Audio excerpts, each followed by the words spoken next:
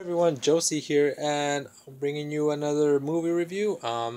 This week I saw the movie Ghost in the Shell. So this movie is based on a anime movie, of the same name. Came out when I was young. I don't know exactly when it came out, but I did own the VHS, and I know I was way too young to be watching that movie, and I know a lot of the concepts and the themes kind of just flew over my head. So even though I did watch it as a kid, it holds no place in my heart. I guess I have no real memories of this movie. So I'm basically coming in with a fresh mind, just like everyone else who hasn't watched the anime. There are some scenes that kind of made me think back on the anime and reminded me of it, but for the most part, I'm coming in on a fresh perspective. Now, before I start, I want to address a bit of the controversy that was surrounding this film. That controversy, of course, was the whitewashing that people would say. Since the anime is Japanese, many people felt that casting a white actress to play this role was whitewashing. When they could have easily casted a Japanese woman. I will say, I think when I first heard this, I didn't pay no mind. I feel like I have to watch the movie before I could say if it's whitewashing or not. I feel like this movie, there is a certain scene in the middle of it where it doesn't matter that much, but then it gets to the scene in the middle of the movie, and then you're just kind of like, ooh, that was not a good choice. So it's gonna feed into the whole whitewashing thing way more now. However, I'm not letting that influence my thoughts on the film. So I'm just gonna tell you whether I liked it or not, if it's good, based on its merits alone, on filmmaking, and I'm try not and try not to um, use the controversy to influence my opinion.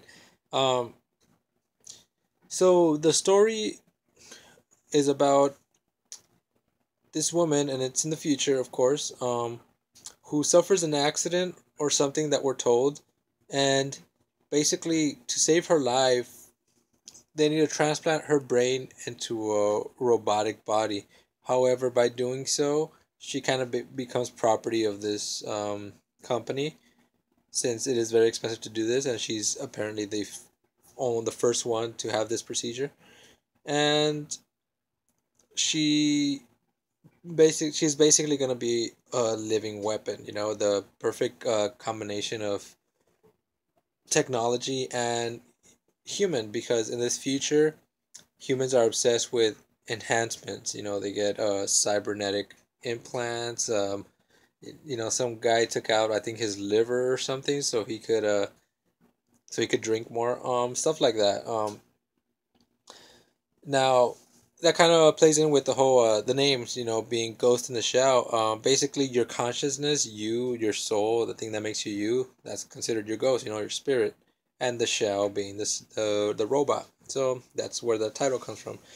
Um, and basically, this movie kind of explores what it is to be human. If you take away your body, your physical body, but you leave your consciousness, your brain, your thoughts. I mean, how much can you remove you before you are no longer a human?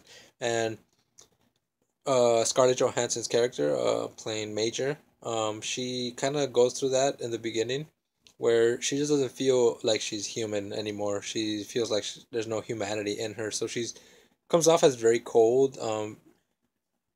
She's not very expressive in her face. I mean, there's little subtleties, the way Johansson plays it, but for the most part, it's very she has the very same expression, because she just doesn't feel anything. Physically, she feels no pain or anything. Like she gets shot in the arm, she just doesn't feel it. So is she human? And that's kind of the thing that's one of those things that this this movie plays around with. There are other themes that are brought up but not really explored. And I think even that one isn't fully explored, because you're kind of seeing it, but at the end you feel like, or at least I personally felt like there was no real progression. I feel like she's in exactly the same place as she was in the beginning. I mean, she's probably a little bit happier now and more at peace with what she is. So I guess it's not completely the same. Visually, this movie looks great. This world, that this like Neo Tokyo is, looks very believable, very lived in, and it looks like a functioning city, which is important to do in these type of movies. The supporting cast I really liked as well.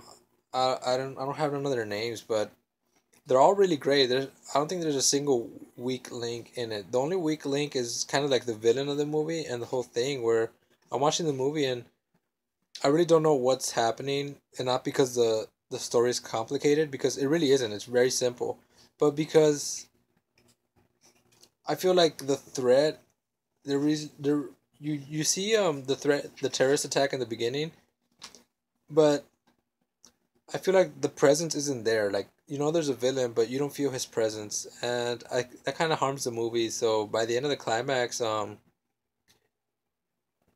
didn't really care what happened to the villain at all. So that's something that I think could have been improved on. The runtime is like less than 2 hours, so I think they could have added a bit more. But as it stands, um,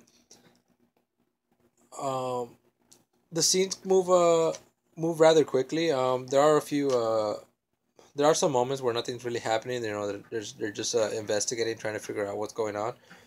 But things usually move on before you get bored by the movie, which is good. I think maybe the director felt there wasn't a lot to say, or he didn't have enough a lot to say about the themes he was bringing up. So I think if you're making a movie and you don't have a lot to say, then I think you should end your movie fast. No one wants to be bored in a movie. Nobody wants to sit through 2 hours where nothing happens. So I give this movie credit because it could have easily gone over 2 hours. And when I first saw the trailers, it looked like a movie that was gonna go over 2 hours, but it stayed under. It was like an hour and 40 minutes, I think. So it's a decent length, and like I said, you don't get bored because it's over pretty soon. The last scene, it kind of goes way over the top and it becomes basically an anime, and that's actually probably my favorite scene in the whole movie. I kind of wish the whole movie was like that, because it as a stand at the beginning it's a certain tone, and at the end it kind of goes over the top, and I feel like we I feel like I wanted more of the over the top stuff. But other than that, I think it's enjoyable. If there's other movies that you might be more interested in, I think you'd be better off watching those. This isn't something that you need to see. It's and I feel like it's gonna be people are gonna forget about it pretty soon. Probably by next month, I'll forget about this movie. So it is kind of forgettable, but it's enjoyable, um, and a good way to pass the time, I guess. So if you want to watch it, watch it. If you're a fan of the anime, I'm not sure how you'll like this movie. Like I said, I've only watched it a few times and I don't really remember it, so it doesn't hold that place for me. So I feel like if you're a big fan of the anime, maybe skip it, because I think it falls um, short of the anime. So you're better off just watching the anime. Um, anyway, that's it for this video. Hope you guys enjoyed. I'm I'll probably be doing a Walking Dead season and whatever season they're on right now, a review, because we just had the finale. So I'll probably give a review on that. Anyway, thanks for watching.